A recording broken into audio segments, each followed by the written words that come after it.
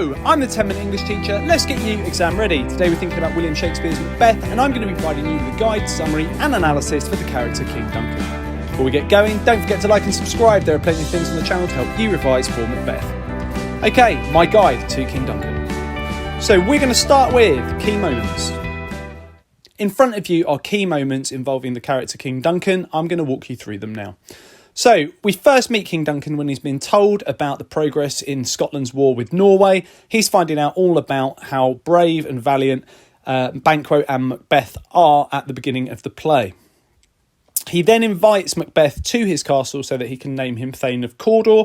At that point, Macbeth starts to think about plotting against King Duncan, who is very, very trusting of Macbeth at that point. He then arrives at the new castle to be greeted by Macbeth and Lady Macbeth, and he talks about how wonderful the castle is. It has a pleasant seat, and he talks about the air. Lots of dramatic irony there, because at that point we know that Lady Macbeth and Macbeth are plotting his murder. The murder takes place. That's the end of King Duncan's action in the play. Macbeth instantly regrets committing treason. And interestingly, his horses are later said to have fled the castle and are said to be eating each other in the woods. This is interesting because it's a way of communicating the idea that the natural order, the social hierarchy, has been upset by Macbeth committing treason. And that takes us to quotes to know.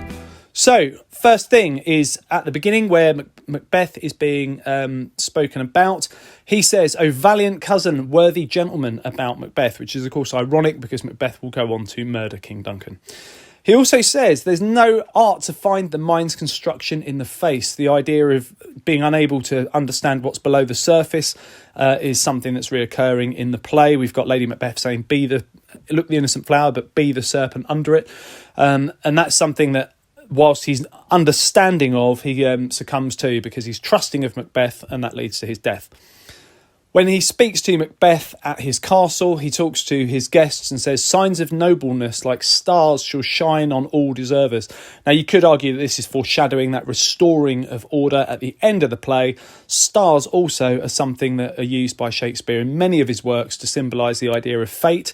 His audience would have been very interested in star signs and astrology. So stars here are something that symbolise fate, and ultimately that's not something that you can overcome. So Macbeth might become king, but his fate is sealed and the natural order of things will be restored at the end of the play.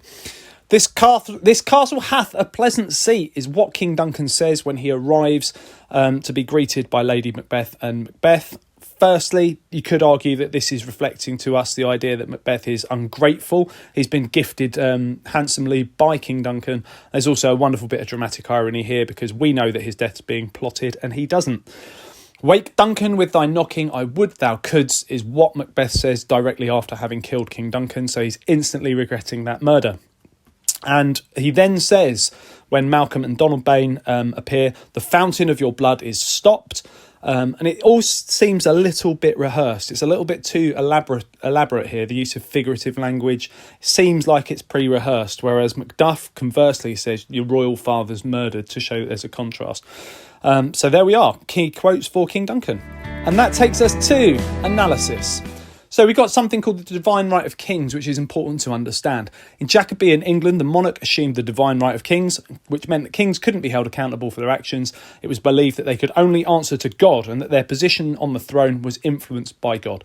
Macbeth abuses his power as king and ultimately has to answer to God, which is what happens at the end with his death.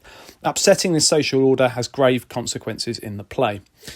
We've also got a very similar concept, which is linked, called the Great Chain of Being. Jacobeans believed in this, and it was a social hierarchy with God at the top and plant life and rock at the bottom, with different incremental steps leading down from God. Macbeth upsets this social hierarchy by killing Duncan, and it results in chaos, which is only restored when the rightful heir to the throne is hailed as king at the end of the play. And we've got deceit and treachery and how that links to King James I. So King Duncan, he is too trusting and then falls victim to lies and deceit.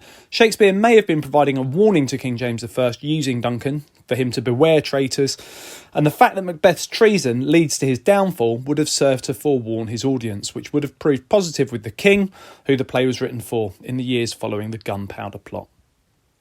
Okay, take it further. Watch the video again and mute the sound. Can you talk your way through the key moments in time with the yellow marker so that you can commit those to your memory? If you get stuck, you can unmute to hear the explanation from me. Can you also explain the significance of each key quotation instead of me in time with them changing? Okay, check out the other videos on my channel. I'll continue to add content. Feel free to ask for something you'd like to see me cover in the comment section. Don't forget to like and subscribe and share, and keep revising.